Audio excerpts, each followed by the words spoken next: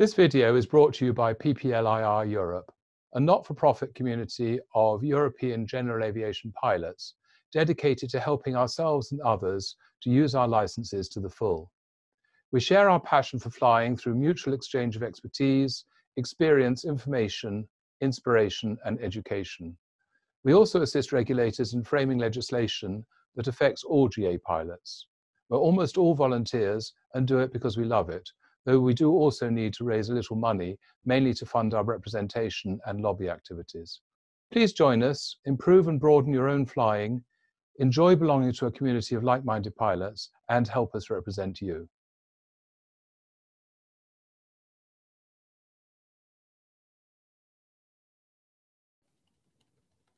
Hi, welcome to another video from PPLIR Europe about setting personal minima.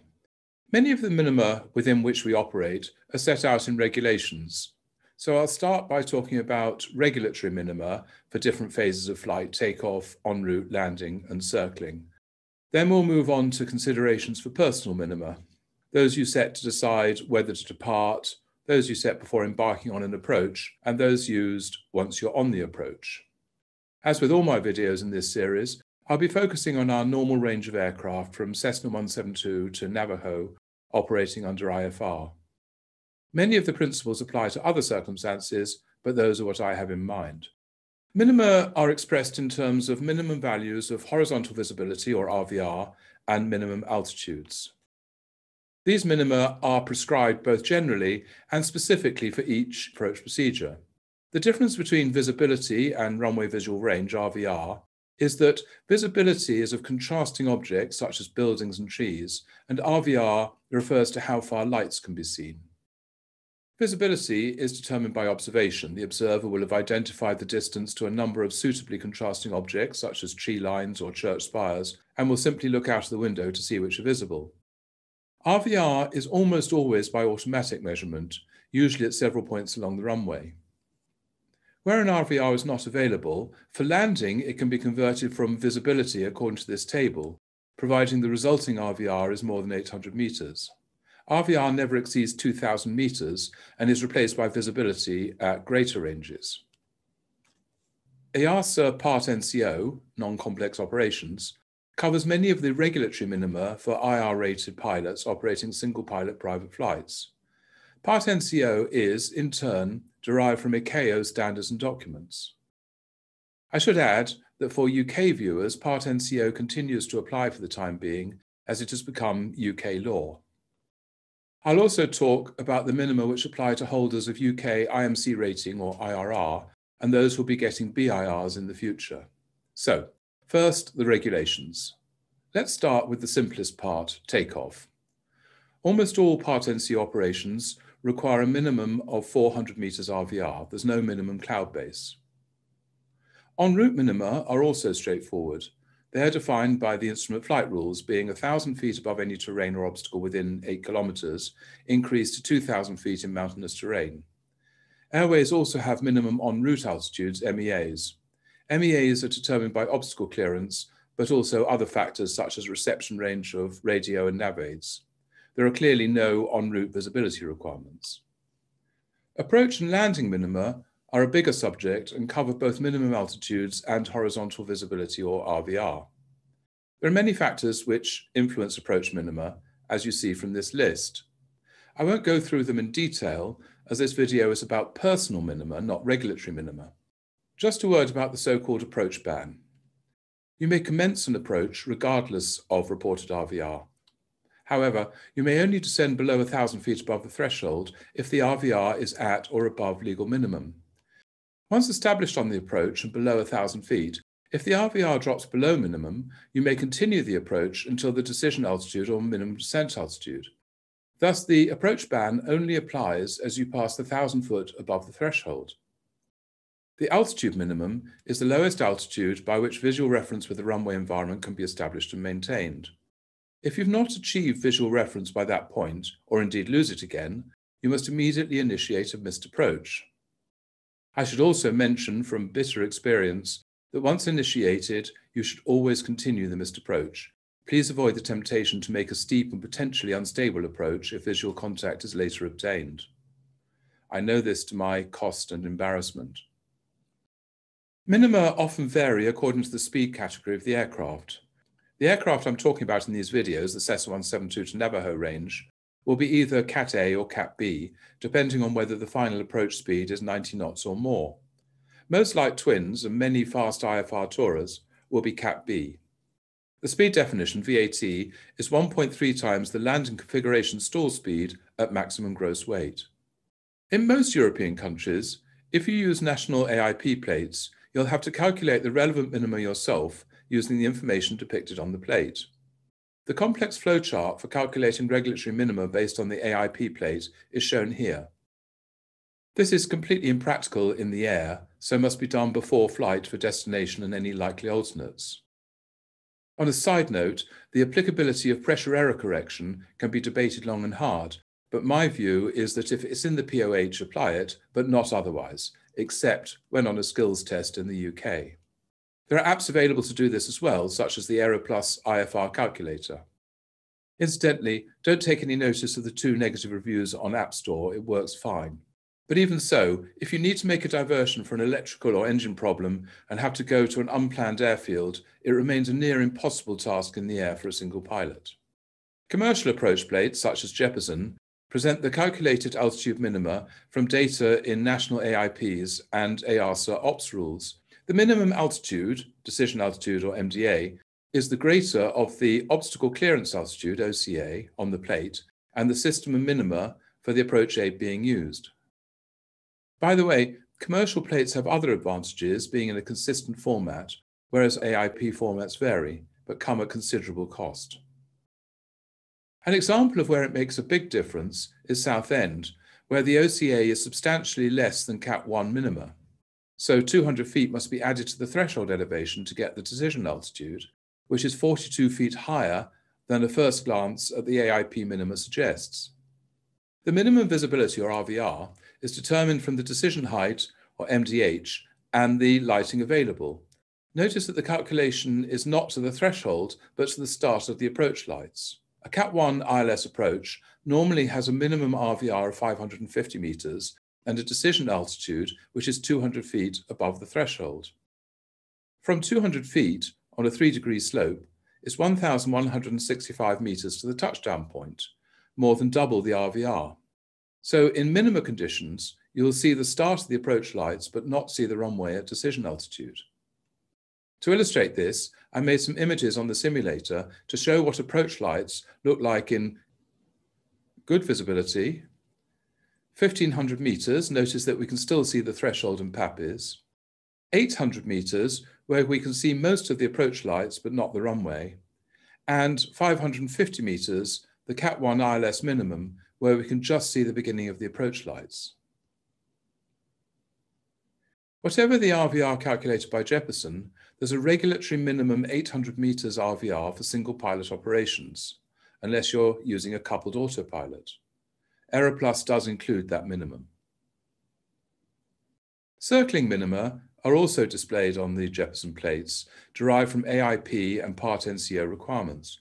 Circling is a visual maneuver from the runway you've approached to another runway. It doesn't have to be a full circuit from the opposite direction. Circling minima give a minimum altitude and visibility for each speed category. Generally, the lower the speed category, the lower the minima. If these minima are not met, you must either land on the runway you've approached or go around and either wait for an improvement or go elsewhere. I'll talk more about this later. A couple of general points about minima and risk. It's too easy to think that the risk suddenly increases at minima. At 201 feet you're fine, but 199 feet you're going to die. This is clearly nonsense. The risk increases as the ceiling decreases. But analysis and experience tells us that the applicable minima reflects an acceptable level of risk. And secondly, the risk of catastrophe is very low. Accidents on IFR procedures are very rare, so you should balance your desire to reduce risk against a realistic prospect of an accident. So, that's the regulatory or legal requirement. It seems very straightforward, but in addition, the pilot may choose to set personal minima which are higher than those required by regulation. There are 7 considerations I'd like to discuss in this respect. Qualifications, level of training, currency, level of experience, fitness and preparedness, assessment and attitude towards risk, and the availability of an autopilot. Let's examine these one by one. Firstly, qualifications. Holders of IRRs and IMCRs in the UK and the forthcoming BIRs in EASA have greater limitations on them than full IRs. Holders may not continue an approach or land if the visibility is less than 1,500 meters. There are also increases to decision altitudes, which are recommended for IRRs and IMCRs, but which will be enforceable for BIR holders. On level of training, the IR skills test requires a candidate to fly within certain tolerances to pass. Pilots vary in the amount of training received, and similarly, instructors may apply more or less exacting standards to their students. Taking the UK IMCR or IRR rating as an example, with the higher recommended minima I just mentioned, a holder may never have been trained to the lower IR decision altitude minima. They may find this last stage of the approach very demanding, because both lateral and vertical navigation becomes more sensitive in the last 200 feet of an approach. Currency in this context means how recently you've flown an instrument procedure to similar minima.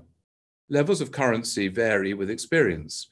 As with many flying skills, newly qualified instrument pilots will find that their skills fade quite rapidly if they don't fly frequently in IMC. A very experienced pilot will not suffer the same deterioration so quickly.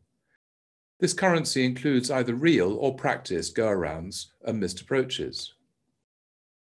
When considering experience, we should think about familiarity with instrument flight, that is, hours flown, and the number of approaches, both generally and the specific type of approach being flown. In addition, experience with the equipment in the aircraft is important. Equipment which varies from one aircraft to another includes the autopilot, the avionics, the type of GNSS navigator and instruments, for example, a CDI versus an HSI versus an EHSI, and RBI versus an RMI. Difficult instrument conditions are not the place to be learning or experimenting with a new kind of instrument or avionics box. Fitness and preparedness is the extent to which you're physically and mentally prepared for the flight. This includes the familiar I'm safe mnemonic: illness, medication, stress, alcohol, fatigue, and eating. Assessment of risk and attitude towards risk. A structured or analytical approach to risk assessment and management will not only reduce risk, but may also achieve a higher successful dispatch rate. Let's take an example. When flying at night over water or a fog-shrouded area, the dangers of engine failure in a single are greater than over farmland by day. If a single-engined aircraft has fuel injection, a simple fuel system, and is well maintained, then the risk of engine problems is reduced. If the aircraft is just out of maintenance, you might want to leave a greater margin for things going wrong. When over water or difficult terrain, flying high offers more options in the event of engine problems. The risk can be reduced still further by choosing to route over narrower stretches of water or difficult terrain. Serviceable autopilot can reduce the risk of mishandling the aircraft and allows you to spend more time on flight management, situational awareness, and considerably reduces fatigue. However, it must not be a replacement for pilot skill and capability, nor used to mitigate low currency or reduce fitness to fly. Even if you choose to hand fly, it's worth engaging the autopilot for the last part of the en route phase in order to prepare for the approach. Also, you must be trained, or at least have carefully self-briefed on every autopilot. They all have their own limitations, tips, and tricks. I've never found two models that behave the same. Apart from qualifications, most considerations will depend on the circumstances of the day and will not be a rigid single set of numbers. In other words, such minima should be self-applied dynamically on a flight-by-flight basis. Always doing what I've always done is not a good formula for a safe flight. A simple example. A pilot may be highly trained, well experienced and current, but tired on the day of the flight. He might choose to apply more restrictive personal minima that day. Mental capacity and the pilot's ability to operate. Your workload and stress might rise and fall during an IFR flight, which culminates in an instrument approach. The critical issue here is not just the level of work and stress, but the amount of headroom before reaching an overload limit, beyond which your capacity to process information and make rational decisions might drop very markedly. This overload limit varies according to currency, experience, fitness, and preparedness. It rises, i.e. the available headroom increases, if you are well-trained, experienced, current, and fit. It falls if the opposite applies. Nervous or inexperienced passengers can also consume a considerable amount of your mental headroom. Very importantly, the stress of needing to get to an appointment or to get home can affect your judgment considerably, as I know to my personal cost. A critical aspect of this capacity headroom is the degree which you have prepared for the flight, including preparing contingency plans, and the degree to which you've kept ahead of the game during the flight. No matter how much headroom you believe you have, if you are hot planning during the flight or have allowed yourself to fall behind the curve, you are likely to use up your available capacity headroom very quickly, especially if confronted with the unexpected. One way of dealing with this lack of preparedness is to mentally rehearse any particularly tricky aspects of the flight before setting off, or ideally to perform them on a simulator to reduce surprises. If you believe that your capacity headroom is reduced on a particular day, that's a good reason to raise your personal minima. Now, let's examine these 7 factors in more detail at each phase of flight, starting with personal minima for takeoff. As I said, EASA ops rules set a minimum 400 meters RVR for departure unless you, the aircraft and the operation are certified for Part LVO, low visibility operations, which is almost impossible for Part NCO operations. On the assumption that you're operating from an airfield where there are no higher prescribed takeoff minima, such as VMC, then you must decide what minima you're going to set for the circumstances. The principal factors at work in this case will be your experience and currency, the capabilities of the aircraft, e.g. multi-engine versus single engine, availability of synthetic vision and so on, topography, geography, passenger load, and your personal attitude to risk. While in a single, there's no formal requirement to be able to do so, a pilot might set himself takeoff minima that will permit a return to land or a successful forced landing in the event of an unforeseen problem occurring immediately after takeoff. If flying a multi-engined aircraft, there are regulations about a takeoff alternate being available if the departure airfield is below landing minima. If taking off from an airfield with no instrument approach available, then you'll consider the minimum cloud base and visibility so that you could circle to land visually in the event of a problem occurring before you enter IMC. In the absence of obstacles, this would typically mean a cloud base not lower than 500 feet above ground. If taking off from an airfield with an instrument approach, then you may consider it reasonable to set less restrictive takeoff minima on the basis that you can return to execute an instrument approach in the event of a problem, even if you've already entered IMC before deciding to return. Alternatively, a takeoff alternate could be set to be used in the event of needing to land soon after departure. In any event, you should consider the potential scenarios that might give rise to a premature return. Where such scenarios might include, for example, a comms failure or a complete electrical failure, you may consider a return visually, even if you have an instrument approach available. If the scenario includes a rough running engine on a single, then you're unlikely to feel comfortable flying the extended legs inherent in most instrument approach procedures. There can be no hard and fast rules for setting personal minima for takeoff. It will depend entirely on the circumstances of the flight, your experience and currency, and your attitude to risk. You would be wise to assess the risk before taking off in a single-engine piston aircraft in poor visibility and low ceilings. For example, an in-flight visibility of less than 1,500 meters and a cloud base of less than 500 feet.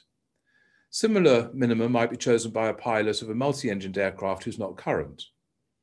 It's interesting to note that for a skills test in singles, the UK CAA recommends a ceiling of 1,500 feet and few above 1,100 feet in order to enable a safe forced landing in the case of engine failure. Some might regard that as very conservative, but it's in the context of a candidate of unknown skill and for the protection of all involved. Looking at personal minima en route, in terms of in-flight visibility and cloud base, there are no en route minima prescribed, only the instrument flight rules apply. However, you might consider setting en route personal minima so that in the event of a forced descent, perhaps due to engine trouble, icing, or severe turbulence, you can be sure of obtaining VMC below cloud before you hit terrain or obstacles. The degree to which you may set such en route personal minima is largely driven by your own attitude to risk. There are pilots who will not fly in single-engine piston aircraft if the cloud base is less than a given height, or indeed will not fly single-engined aircraft at night. There are others who take comfort from the fact that engine failures in the cruise are relatively rare. Just as in takeoff, there can be no hard and fast rules for setting personal minima for en route. It also depends on circumstances, your experience in currencies, and your attitude to risk. Let's move on to personal minima for landing. There are arguments for and against increasing personal minima above prescribed minima, and by how much. And the arguments are very different at various stages before and in the flight. There are a number of opportunities to consider increased minima. When planning the flight, i.e. when deciding whether to even set off for a destination in the forecast weather. In the cruise, that is to say, deciding whether to commence an approach if conditions are below personal minima or to divert to somewhere more benign while you still have plenty of fuel. Once on the approach, possibly because your performance is not up to a required standard, either in general or on this occasion, or perhaps because of extreme crosswind or turbulence. Your currency and your prior experience of the type of approach will influence whether or not you're comfortable to fly that approach to its published minima. In assessing personal minima once you've committed to the approach, you should consider what will happen if you do not acquire sufficient visual references at your personal minimum and go around.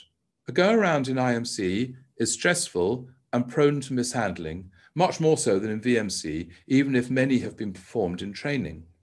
Then, having successfully climbed above MSA, you're faced with the question of what now? Divert?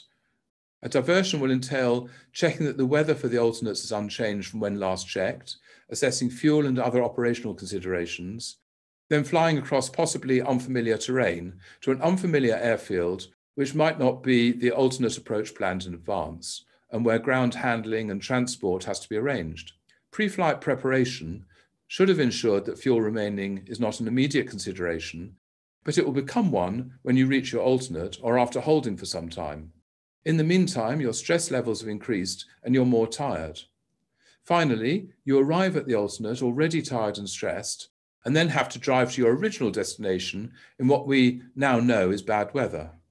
This might all have been avoided if you had flown a stable approach to published minima. What about holding for a time with a view to making a second approach? This will exacerbate fuel concerns and potentially fatigue the pilot before a second attempt. And is there any reason, based on actual reports or a TAF, that conditions could improve? Or try again at once. There is a long history of aircraft crashing on subsequent attempts to land at the same airfield, resulting in most airlines' ops manuals not permitting more than 2 approaches. Or fly a second approach to published rather than personal minima. If that was not safe first time round, is it likely to be less so the second time? This is a judgment call based on why you think the first approach failed. If you were distracted and lost focus on the first approach, you might be able to be more disciplined on the second. If you saw the ground but not the lights at your personal minima, you might be encouraged to think that you'll be successful at the published minima. Therefore, there's a convincing argument that the application of personal minima should only be done before departure as a no-go decision or en route before descent, but that once the decision to fly the approach has been taken, the approach should be flown to published minima to minimize the risks entailed in go-around and diversion. However, on any approach, if you're not satisfied that the approach is stable, be that due to the pilot, aircraft, or weather, then you should go around above minima and make another more stable attempt.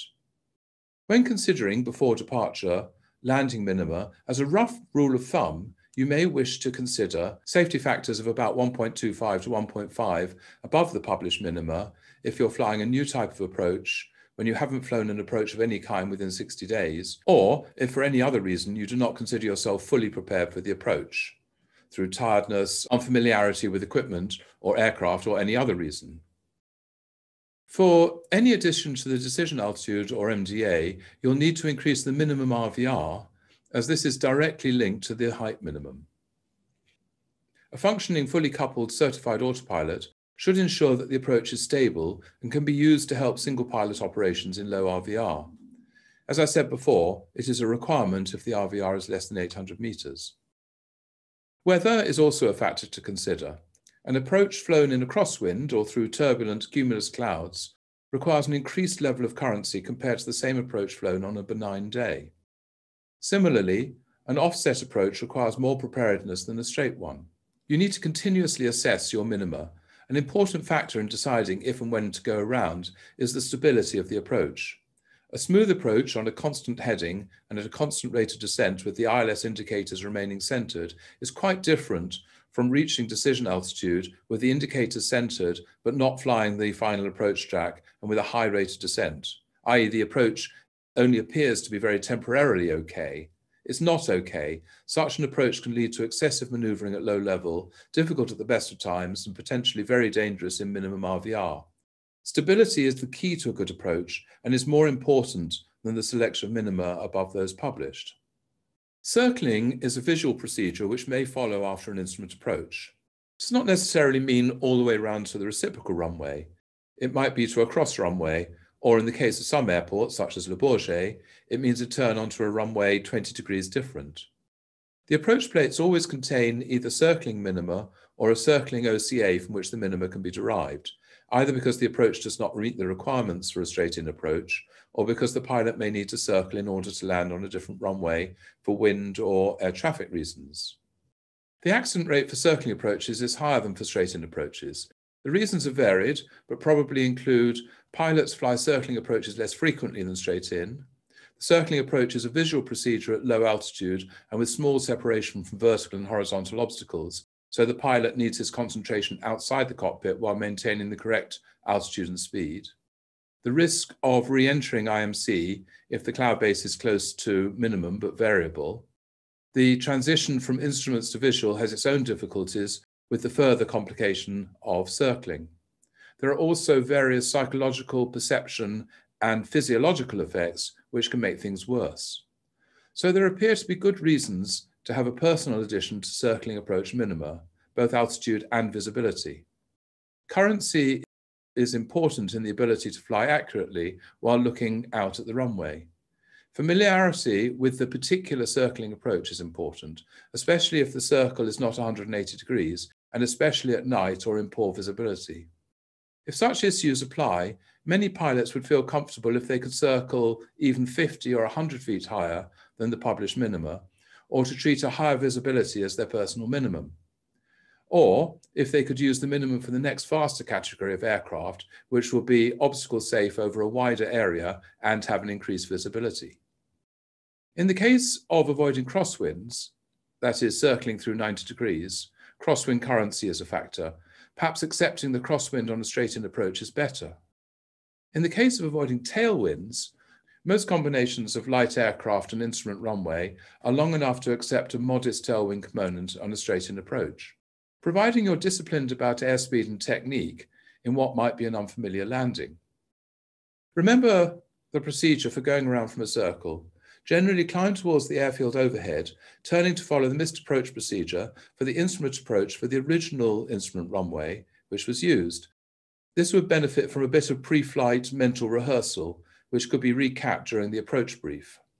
Because altitude keeping is vital to circling, and because while you're looking sideways at the runway to keep it in sight, it's easy to slip below minima or up into the clouds, and because the missed approach can be so challenging and disorientating, it can be a very good idea to keep the autopilot engaged during circling. But beware that many autopilots have height limitations which will preclude this, mostly in the form of not below 1,000 or 800 feet, except when on a coupled approach. You must balance the risk of hand flying against the risk of exceeding this limitation. There's no right answer, but remember that limitations are always there for a reason. The other side of the safety argument for increasing personal minima is the utility obtained from the flight, i.e. the achievement of a successful flight to the required destination. All private IR pilots went through the IR training and test with the objective of increasing the ability to fly in poor weather, a valuable asset in Northern Europe. If a pilot applies excessive increases to the takeoff, en route and landing minima and bases his go, no-go decision on the possibility of his minima being too high and therefore cancels his flight, he loses the benefit he gained by his IR. So, by all means apply additional factors to minima, but accept that this means a reduction in utility. Consider also the benefit of additional training and maintaining a good level of currency in order to eliminate the need for higher landing minima. Also, take into account the value of maintaining a multi-engine rating with good currency. All that said, and this is the most important thing I'm going to say in this video, whether you've decided to use published minima or personal minima, when you fly a particular flight, stick to what you've decided and go around when you've reached the minimum you've determined. Lastly, a word about IRR and IMC rated pilots in the UK. The legal minima for IRR rated pilots are the same as for IR pilots, except for the minimum visibility for landing and takeoff, which is 1,500 meters. So the IRR pilot may fly down to the same landing minimum heights as IRs without applying any additional factors. So, should you do this? It's very much a matter of training, experience, and currency. Most IRR pilots have not had the same level of training as their IR counterparts and may undertake limited refresher training. Many do not use their rating frequently, and some do not maintain any level of IFR currency. The rating may only be used in the UK Channel Islands and the Isle of Man. The UK CAA, through NATS, recommends that IRR pilots add 200 feet to the published decision altitude, or MDA, apply a minimum of 500-foot decision height to precision approaches and 600 foot to non-precision approaches, and add a further 100 feet if not current. This recommendation is consistent with the factors I mentioned earlier and is sensible for those pilots who rarely use the rating and those who regard it as a get-out-of-jail card and never practice from one 2-yearly LPC to the next. However, there are pilots holding the IRR rating who are as competent and current as their IR-rated colleagues and who regularly practice flying the ILS down to a height of 200 feet and so on, and have been trained to do so. Providing they're competent and current and also observe their visibility minimum, they're entitled to fly these low decision altitudes and MDAs. However, the same cannot be said for BIR holders. Regardless of competence and currency, the same numbers apply, but they're mandatory. To sum up, provided that they match or exceed the legal minima, the extent to which you set your own personal minima is entirely your own responsibility and is personal to you. It's also peculiar to each particular flight, being affected by factors that change day to day.